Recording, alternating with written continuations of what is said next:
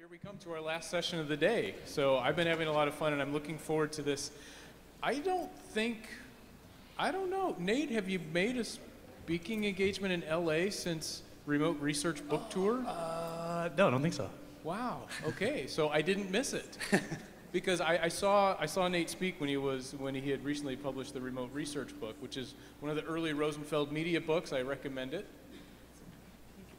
And let's see. So you may know Nate from the book. You may know him from Ethnio, the software company that he runs. You may know him from Bolt Peters, the agency that he had founded and sold to Facebook, right? Yeah. Great. Not to steal. I don't know if I'm taking any of your slides away from you, but so I'm really pleased that we were able to get Nate to join us. It helps out that Nate has relocated to LA area.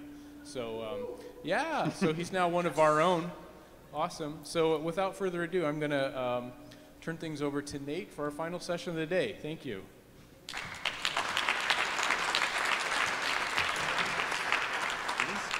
Thank you so much, Weston, and thank you guys for coming. Thanks to the Arts Center and the sponsors. I appreciate everybody hanging out on a Saturday to talk about information architecture. How many of you all have heard of Code for America? Oh, awesome. Sweet. Okay. And how many of you guys have ever seen one of these before? All right. Okay. So, does this actually switch off? Yes.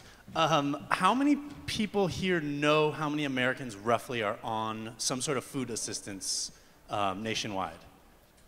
Any guesses as to how many Americans get, like, within the last year or so? Like, any shout out, like, roughly millions, in the millions? Hint? Anybody? Guess? 6 million. I've got 6 million. Anything? 90? 90. I like that. 20. Okay, so it's actually 46 million Americans. The 90 is the highest guess I've gotten so far. That was awesome. But it's actually a staggering amount of people within the last 12 months that have had some sort of food assistance. And that's 1 in 5 households, the way the number of people per household turns out. And that's 22 million households. The vast majority of these people have had some kind of job within the last year. The biggest single profession that has received some sort of food assistance is teachers. And it really changed my perception of who I thought, just gut feeling like who would receive food assistance? Well, maybe folks out of work would have been my guess. But it's really not. And this actually randomly I just saw on Instagram the other day, which is just some random photo from a liquor store. And EBT is what they call the cards that you receive food assistance on. There's a type of credit card. And somebody's just writing like, get a job, and they're like, get a heart. And it's just this sort of charged issue. And it's really, it was surprising to me that so many of the people that get that kind of assistance do work. And a huge percentage of those working families have kids. So it's really working people, it's people with families, it's teachers. And then the question is, so how do they apply for food stamps? Does anybody want to guess the average number of days it takes to apply? 50? 60? That was pretty close. We'll just go with that. It's 53 days is the average number of days. But it also takes 90 minutes to get through the web application. How many websites can you think of that take 90 minutes to just sign up? Not that many. Yeah. That's a really long time. And an incredibly low percentage of these people have desktop computers. But an incredibly high percentage of them have smartphones of some kind. Guess what the website doesn't work on? Smartphones. Before I keep going with the food stamp thing, I'll just say that I remember when design research was basically just called information architecture. So the terms kind of change, and I feel like just as we were segueing, the research side of IA or of design, it has always been so closely tied together. And it's basically, you know, we're just talking about observing people to build better technology. And the way that that has historically happened, we're all familiar with about 60 years ago, was generally on the qualitative side looking a lot like this. It was basically focus groups. It was self-reported. It was people gathering in rooms. Then about 30 years ago, we started to bring technology into the observation process, and we got sweet tape recorders and two-way mirrors. And this methodology isn't like as ancient as the sun. It's in the grand scheme of things relatively new. And then 10 years ago, or maybe even more, we started swimming in a pile of data, just data-driven, big data. And you know, the qualitative side of things has also been growing, but it's comparatively much smaller. Here's some data. I think that in terms of UX research or design research, like roughly speaking, you know, in terms of decisions that get made in large organizations, let's say 99% is data-driven. There's a fact. And also, when we talk about research, just some terms that we always hear. Some people are UX researchers, some people are design researchers, user researchers. I have no grasp on any kind of standardization around that, but we all here know what we're talking about, and that is focusing on behavior. So ethnography, think aloud tasks, one-on-one interviews, task elicitation, conceptual stuff like card sorting. And you know, that doesn't mean we don't do some quantitative stuff, but it's generally in the context of like more lean research. Also, just in terms of some sort of startup-y organizations and how many researchers they have, that's blown my mind at how fast it's changed in just the last few years. Because a lot of startups didn't used to value research, and they've valued design for a while, but along with whatever's happening in the design world, we're also seeing this fascinating uptick of research teams. It hasn't been that long that you saw in-house UX research teams. And these you know, just up in the Bay Area, but I'm sure down here too, there's a lot of these teams that are growing, and it's nothing compared to engineering, of course, but you're starting to see ratios of like 1 to 4, 1 to 5 researchers per designers. So we talk about gathering feedback in large organizations. We're seeing how that is starting to happen. So speaking of large organizations, back to the food stamps. The government program for food stamps is called SNAP, Supplemental Nutritional Assistance Program, and it is different in every state and it is different in every county. So it's sort of mind-boggling in the scale and how it gets distributed, but it all about 12 years ago switched to those electronic cards. So that actually made going into a grocery store and paying for food with some kind of government assistance much, much slicker. Because you didn't have a piece of paper that was kind of embarrassing and easy to lose and cumbersome.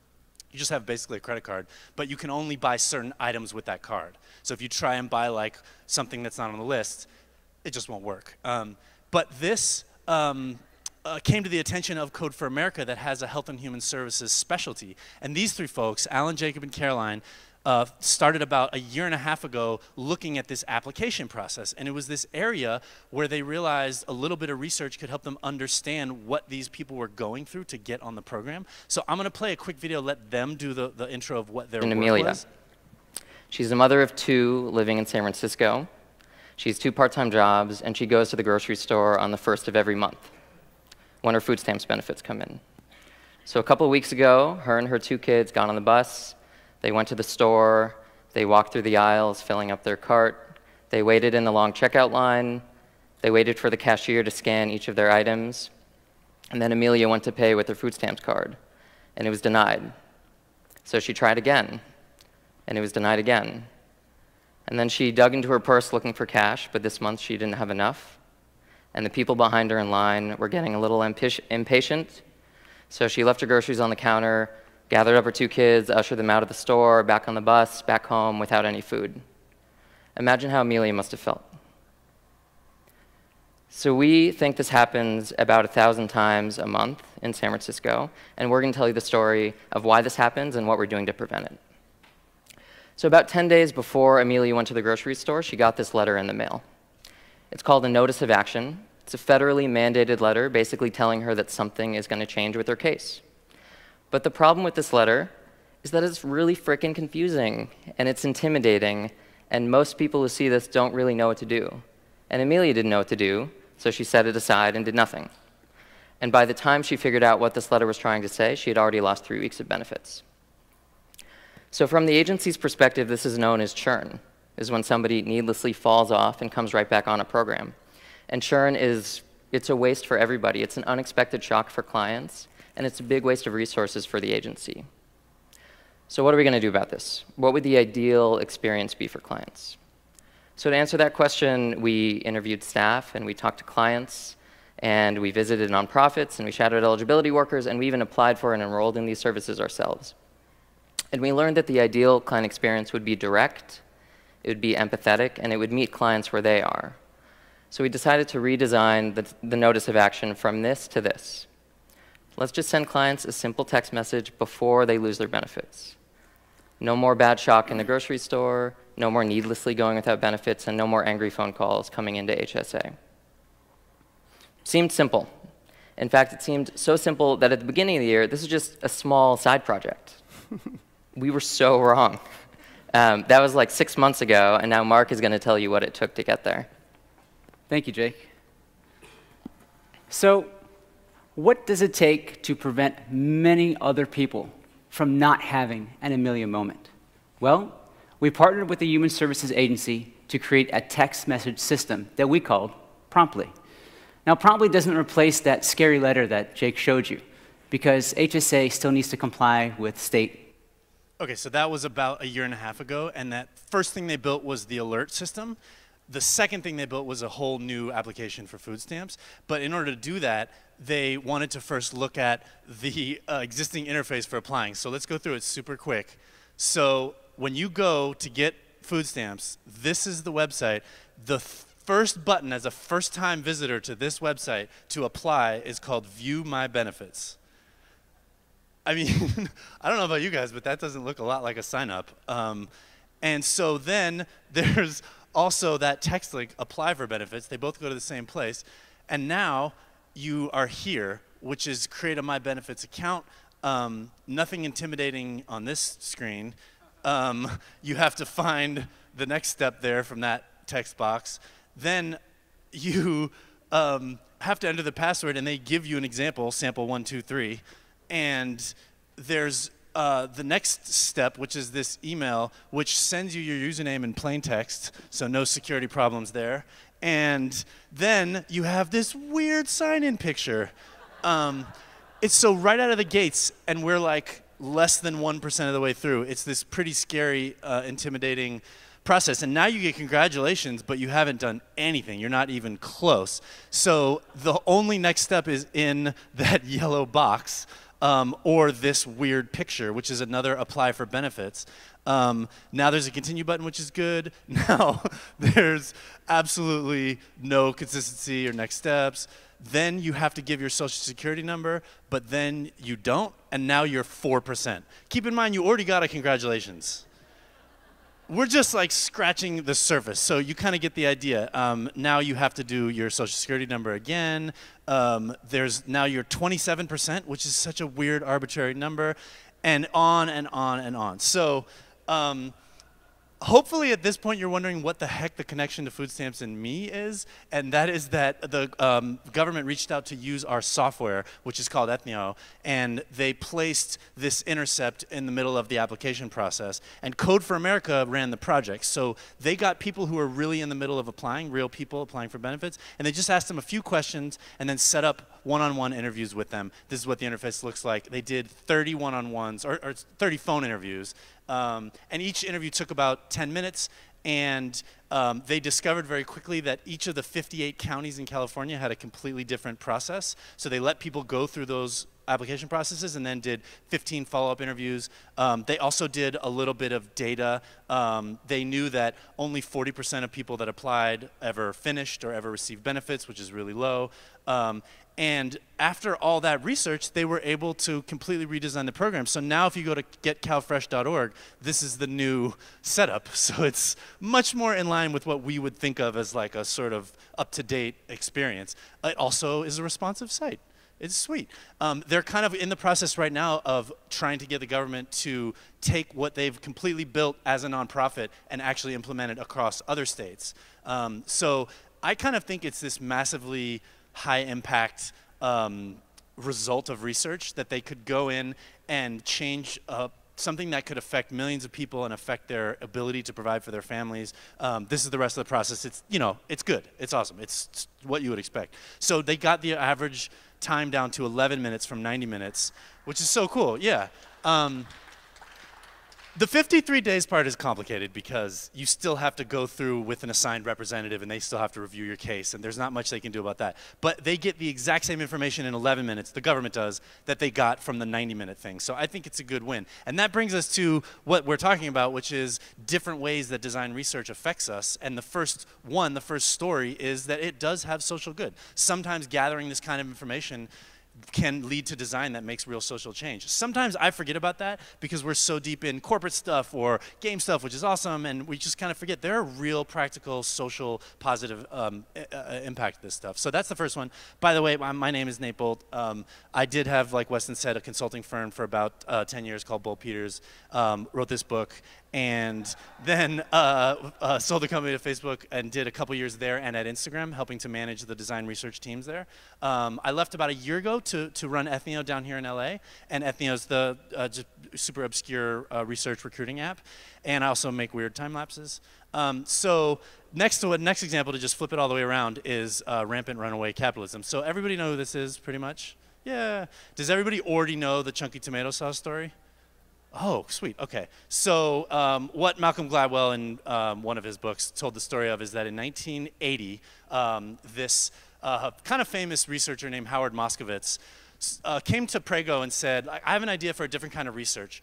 Traditionally, we've been bringing people into a room to talk about food and talk about their opinions about food. What if we got people that were like actually hungry to like maybe try some different kinds of food and watch their behavior instead of just asking their opinions? And even though that seems like so straightforward for all of us that work in tech, it was actually a major shift in food services industry, that they put people into giant rooms all across the country, 150 at a time, and asked them to be hungry, and gave them 28 varietals of tomato sauce per person, little tiny spoons, and asked them to mark it on a piece of paper their favorite varietals of tomato sauce.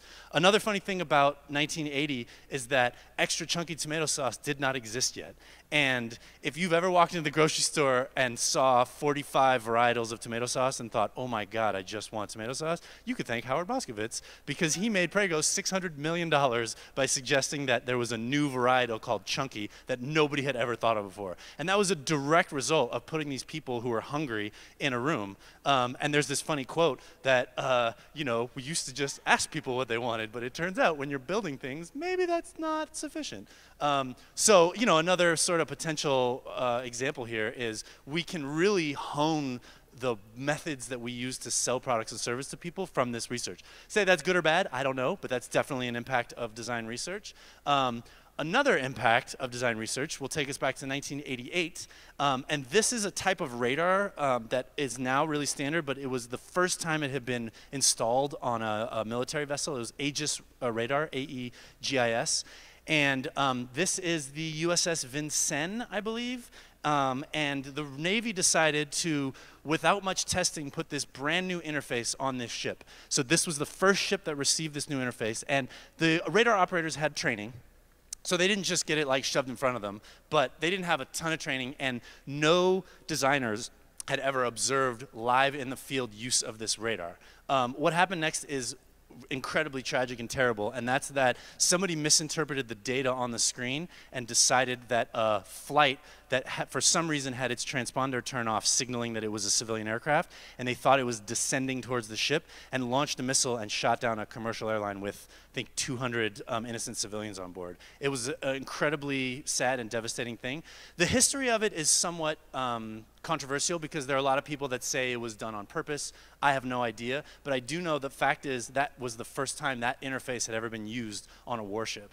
And it speaks to a lack of research. And it's funny because the military actually has pioneered a lot of human-computer interaction stuff, and a lot of the techniques that we use come from aviation, a lot of sitting with cockpits and understanding autopilot. But for whatever reason, they didn't do it, and I think it just has always been a reminder to me. I heard this story in on my first cognitive science class in undergraduate called The Cognitive Consequences of Technology, and it just blew my mind that there can be life and death consequences to research too. That really happens. It's not necessarily a part of my day-to-day work, but I think it's part of our field for sure. Shifting gears, the other thing that can happen is things like this, which is the good old hashtag. Does everybody know the story of how this got invented, basically, and how we use it? Nope. So almost.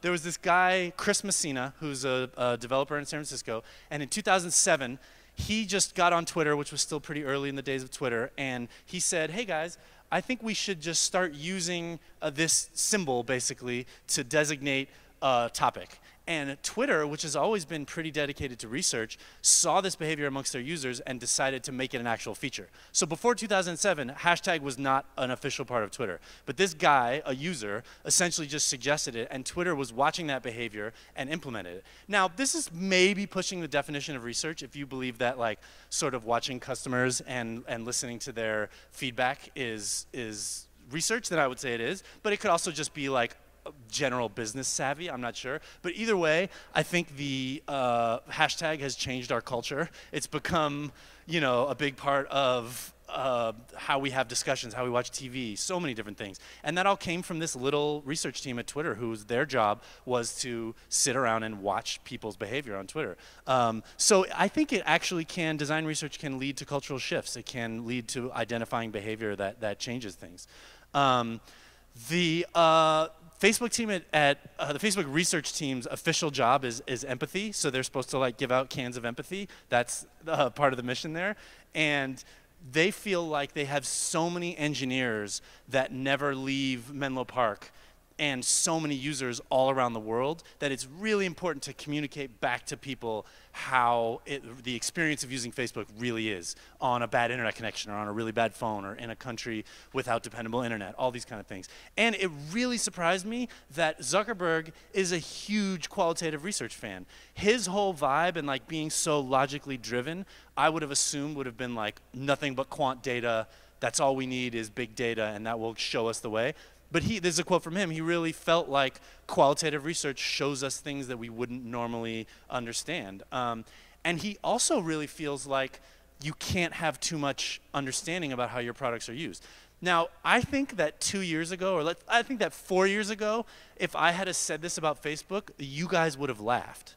Because the perception of Facebook 4 years ago was like, are you kidding me? They just change it every week and it's terrible and, like, I never understand how it's used. There was all these groups, like 5 million strong, against Facebook changes, and, like, that was a real era of Facebook, and not that that's totally gone, but you don't see that as much, and Facebook as an organization has made this, like, crazy commitment to design in general, but they also have, like, 120 UX researchers now, which really surprised me. I mean, my perception of Facebook was like, yeah, whatever, like, you guys just build your stuff, we're addicted to it, and that's that. But they actually really do a ton of stuff. But a lot of the stuff they do is so incredibly minute that you really don't notice. And so this was from a qualitative research study about the first mobile web version of Facebook. So not the app, but the version that you get on if you use mobile Safari. And they did a bunch of one-on-ones in conjunction with tons of quant analysis too. And one of the things they figured out was that this little button up there, that tiny little thing, was actually for some reason getting used a lot, and they could not figure out why. And it turned out that when people went to a profile of either somebody they knew or somebody they were like looking for, like looking to add a friend or something, they kept swiping on that top picture thinking that they would see more pictures. It was just a really, like, default human behavior thing. You saw a picture, you're maybe used to swiping photos on your iPhone or something, and people just kept trying to swipe on it, but it didn't do anything. And what they realized is that they just allowed that to actually swipe and show pictures, and if you load Facebook right now on mobile Safari, you can just swipe right there. That's the kind of changes that their researchers spent a lot of time doing. Now, you might be thinking to yourself, oh my God, what a waste of human potential, like, that's so minute. But these little details really do matter, you know, and a lot of us feel that way about our own work, that these little details matter, and that's these kind of basically, you know, incrementally better technology experiences, they do change our experience of this stuff, and I think it does matter. Another one is, how many of you guys are familiar with Jan Chipchase? He's kind of a research dude. So for a long time, he ran research at Nokia, and he was really famous for like bringing the flashlight to smartphones. So not the camera, but the flashlight. And there was this whole series of Wall Street Journal articles and New York Times articles that Jan Chipchase went to this hut in the middle of Indonesia and invited all these people to come and like sketch their ideal cell phone in this like collaborative design effort. And that he brought that back to Nokia, and they said, yes, we should put flashlights in phones, and that will be this thing that helps people. But what Jan will really point out, if you talk to him, is that this fiction is that research is in some ballpark of a straight line towards an actual interface. And he's like, that's such BS. The flashlight idea came from like 10,000 different places. There was engineers that thought it'd be cool. There was some executive that thought it would be cool. Yes, the research showed that flashlights could be useful, but that wasn't enough to convince a giant, at the time, phone company to implement it. You know, it's really very complicated what goes into product development, what hits the shelf, all that kind of stuff. So just the last kind of impact of design research, or second to last, is that it is kind of hard to research. Like if you guys have ever tried to prove this where you work, they're like, yes, this study yielded a 28% lift in revenue. The changes did, but the research, maybe, probably, hopefully, but it's just hard to say for sure what does the research do. And speaking of that, did anybody here use the paper version of Facebook? That app, it's kind of quietly drifted away. So this really awesome designer named Mike Mattis, who designed Nest, designed a bunch of stuff at Apple, he came to Facebook about 3 years ago, and his whole thing was paper. It was a spin-off of another startup that he had, and he had this idea for how Facebook could be radically different. And he worked with a small team for years, and I was responsible for doing some of the research on paper. And we put it in front of people, and in general, people were like, whoa, this is so beautiful. It's so much better than Facebook. I would use this all day, every day. And we were like, huh, that's cool. So we launched it, and almost nobody uses paper anymore. And it's kind of this weird thing where there's some kind of magic touch that some people seem to have in creating art, in creating technology, where people relate to it or they don't. And sometimes research can make absolutely zero impact in that process. So we did a ton of research on paper, and we came up with some things to change, but I would say that it basically had zero impact on the interface. It just came and went, and it wasn't for lack of people caring about the research or trying to implement it, but it just didn't really matter. And I think that happens sometimes. There's this sort of mystical component to technology. There are some things that succeed wildly, some things that fail. We don't always understand them with our like science hat on. And I think that's a good thing, because I think that there's this myth that there are geniuses out there that have these like genius ideas, and then they turn into magic things that we all use. And I think the truth is that, like Stephen Johnson says, and a lot of people talk about, these great ideas come from a lot of different places, and that doing sort of imaginative research can really help fuel that invention. So that's it.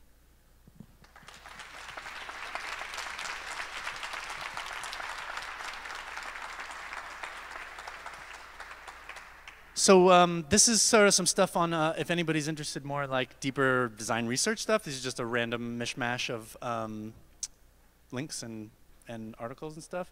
And then we got time for a couple questions, I think, if anybody's got them. Or everybody can just start drinking or whatever. Saturday night, the eagle flies. And if anybody has questions for me too specifically, this is all my contact info. I'm always happy to chat. Any questions? Photos? No? Okay, cool. All right, well, thank you guys so much.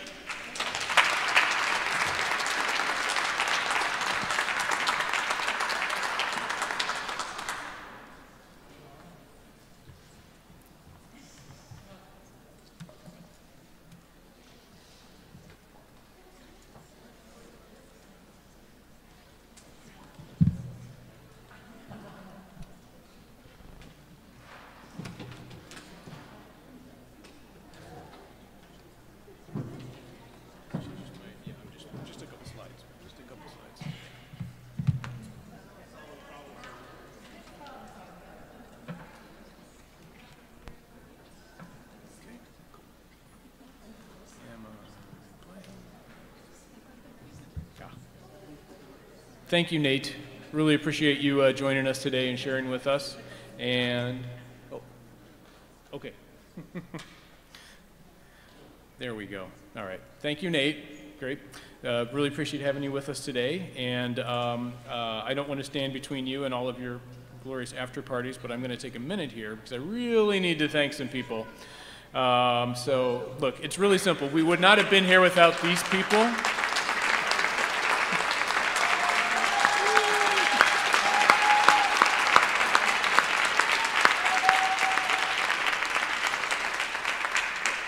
So after the IA Summit last year, in 2015, I was like, I came back to LA determined that I wanted to have this happen, and that, you know, like I said, I wasn't gonna like volunteer to do this thing unless I knew I had people. So I reached out and I got some people that I like working with, that I know I can depend on, and they've been really great working with me throughout. And I especially really want to thank Alex and Grace and Kate and Rebecca for all of the great work they've done for months and months.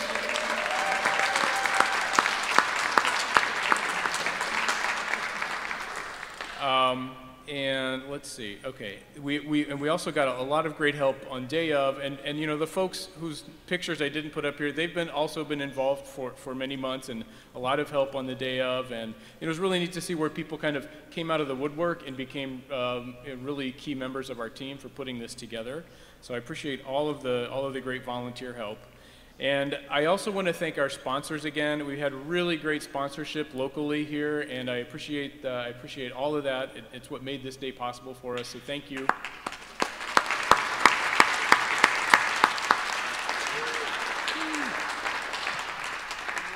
And of course, our speakers. I think I was really just floored by the quality of what we had today. My expectations were high and they were exceeded, and I really appreciate all of you coming and sharing with us today. This is what really made it worthwhile for all of us. Thank you.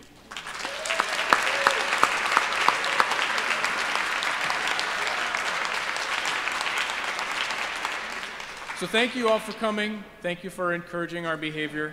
Oh, you're welcome.